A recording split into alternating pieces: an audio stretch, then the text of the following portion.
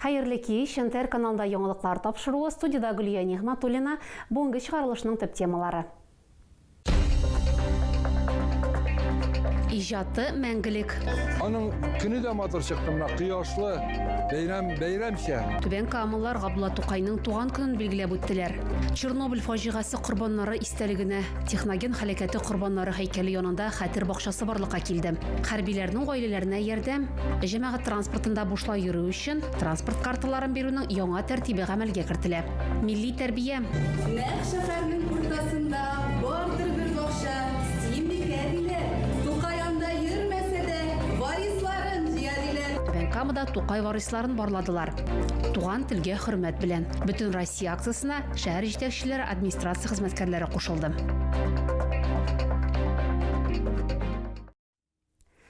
Язлар белән Тукай кайта безгә. Һәр елны 26 апрель көнне Түбән Камаллар бөек шагыйрьнең туган көнен билгели. Быел аның дөньяга аваз салганына 140 ел. Күпме вакыт узса да, әдипнең иҗаты мәңгелек. Моны Ғабдулла Тукай исемендәге уку һәм ял паркында узган шигърият бәйрәме тагын бер кат дәлилләде. Биредә татар халкының сөекле улын искә алдылар, хөрмәтләделәр, шигырьләрен яттан сөйләделәр. Бәйрәмнең кайбер мизгелләрен бергәләп карыйк. Бәйрәмгә рәхим итегез. Танылган әкият геройлары кунакларны бәйрәмгә дәшә. Ғабдулла Тукай исемендәге уку һәм ял паркында җырмың шигъри юллар агыла. 26 апрель бөек әдипнең туган көне. Аның туына 140 ел.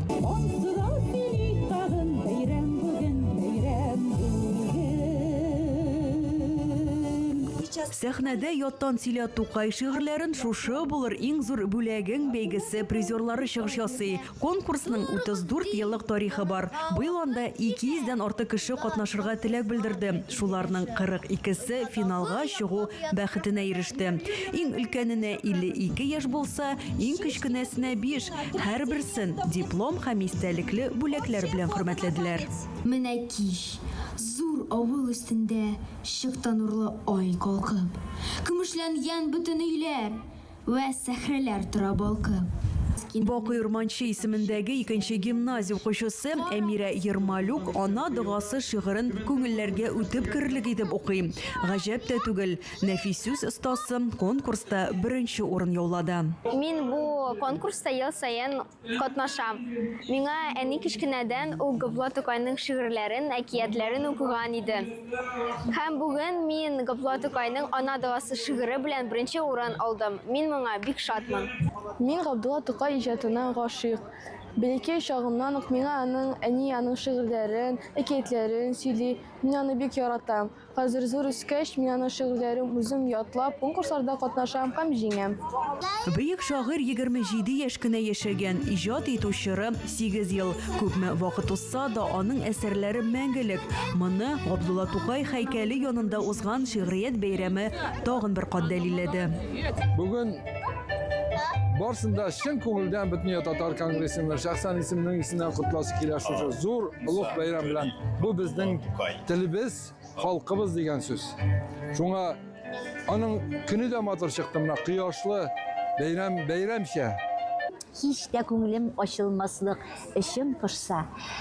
Үземә урын тапмый җафа чиксәм, шул вакытта мин кулыма китап алам. Аның изге сәхифәләрен актарам. Менә рәхәтләнеп китә шунда җаным, тәнем. Шул вакытта гына дәртләремә дәрман алам.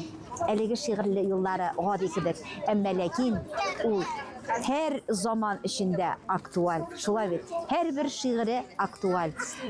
Гомумән Тукай иҗаты ул безнең татар милләтебез өчен зур горурлык. Аны һәрберебез белергә тиеш. Бәйрәмдә Түбән Каммары да чыгыш ясады. Ратмир Биләев истәлекле көн белән котлап, туган телне һәм мәдәниятне саклауга зур өлеш керткән шәһәрдәшләргә дипломнар тапшырды.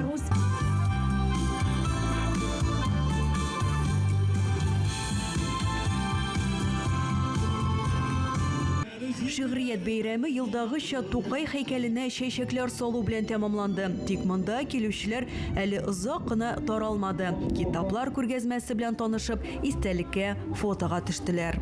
Альбина Вәлиева, НТР яңалыклары. Түбән Камада Чернобыль фаҗигасы корбаннарын искә алдылар. Техноген һәлакәте нәтиҗәләрен бетерүдә 240 меңнән артык кеше катнашкан. Эшче көчләр илнең төрле шәһәрләреннән чакырыла башлый. Алар арасында 300-гә якын Түбән Камалда була. Күпләре инде исән түгел. Митингка һәлак булганнарның туганнары, предприятие хезмәткәрләре, җәмәгать вәкилләре, мәктәп укучылары килә. Искә алу гадәттәгечә Техноген һәлакәте корбаннары һәйкәле янында уза. Түбән Камаллар чәчәкләр белән киләләр.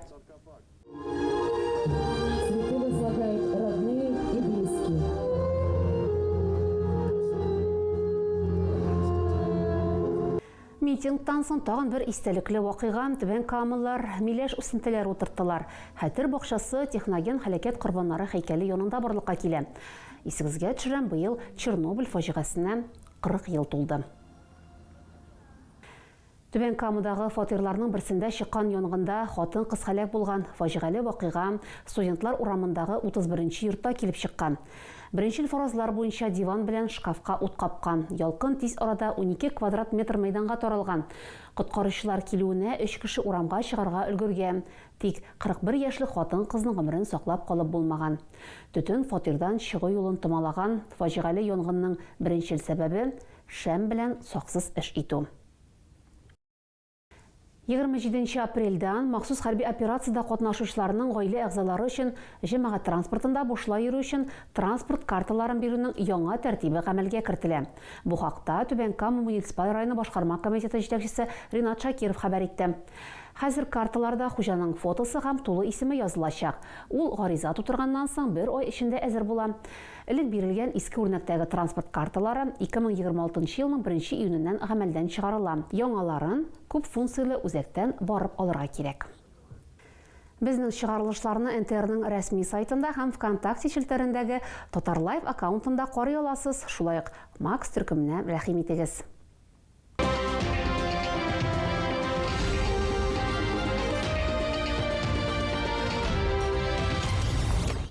Түбән Камада Тукай варисларын барладылар. Конкурсның йомгаклау туры 64-нче балалар бакчасында узды. Быел бәйге үзенең юбилейын, 15 еллыгын билгели.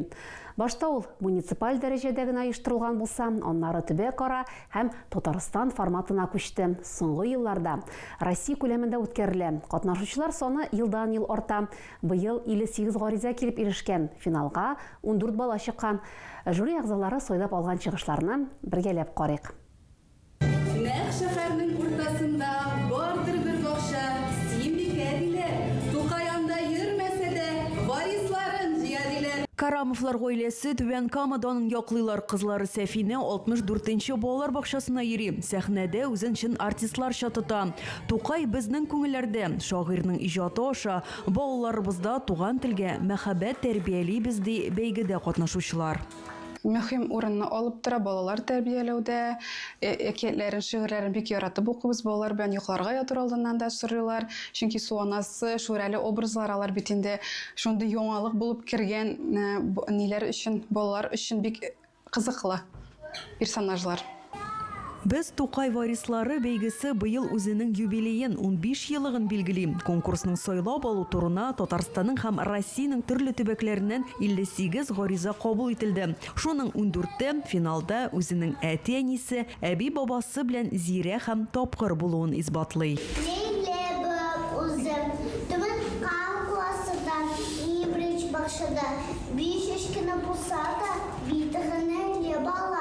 Biz катнашабыз беренче тапкыр бу конкурста. Кызыбыз Ләйлә өчен бик ярата шигырьләрне укырга, Татар Габдулла Тукайның шигырьләрен укыйбыз. Мультикларын да карыйбыз, татарчага тәрҗемә ителгән. Конкурсның идея авторы 64-нче балалар бакчасы мөдире Нурзия Мирхазова. Аның фикеренчә, бәйгенең төп максаты катнашучыларның шигырь яисә хикәядән үзек сөйләү генә түгел, туган телдә иркен аралашуга ирешү. Үзебезнең гаиләдә Тукай иҗатын чагылдыру мүттім мәслихат болып тұра. Ул яқтан біздің бейік Тукайыбызның ижаты бүгінгі күндері актуаль. Аның педагогик қарашы бүгінгі күндердегі талапларга туры келе. Кішкенеден үк мектепкеше яштегі балалар кыю булырга, гадел булырга, нашарлыкны яхшылыктан айыра белергә һәм шулай ук табигатьтәге хозурлыкларга, матурлыкка күреп соклана белергә өйрәнәләр. Матур иттереп, уңышлы иттереп, чыгышларыгызны ясагыз, күрсәтегез. Сез татар балалары икән горурланып йөрегез. Батыр иттереп атлагыз. Гомергә мактанып, горурланып без Тукай балаларын йөрегез. Бәйге Бөтен дөнья татар конгрессының Түбән Кама бүлеге җитәкчелеге һәм Ак Калфа ханымнары белән берлектә уздырыла. Беренче урынны 64нчы балалар бакчасында тәрбияләнүче Сәфинә Карамова һәм Ярчалдан Айдар Аюпов яулый. Катнашучыларга иганәчләр тарафыннан әзерләнгән бүләкләр һәм кубоклар тапшырыла. Исемем минем Камил була. Татар булума күңелем шатлана. Борылганнан шешен күңелдән. Татарстан җирендә тора. Төрле милләт белән дус яши. Бәйгенең тагын бер яңалыгы Тукай варисларына Азат Зиядинов исемендәге премия тапшырылды. Әлеге изге гамәлне милләт өчен янып йөрүче шәхеснең улы Нариман Таузари башкарды. Альбин Валиева, НТР яңалыклары.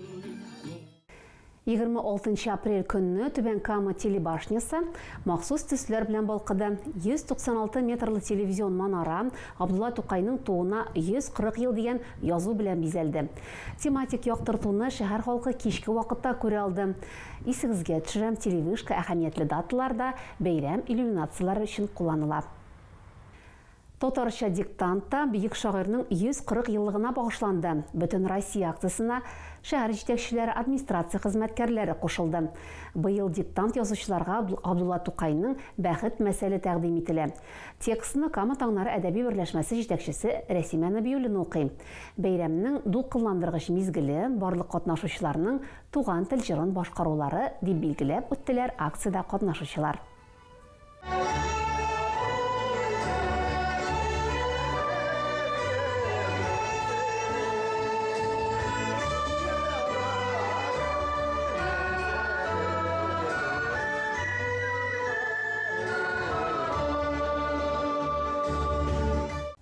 Әгәр сезгә яңалык ошаса, яисә күрми калсагыз, безнең тапшыру кич 11дә һәм иртәнге сәгать 6да кабатлап күрсәтелә. Алда сезне һава торышы турында мәгълүмат көтә.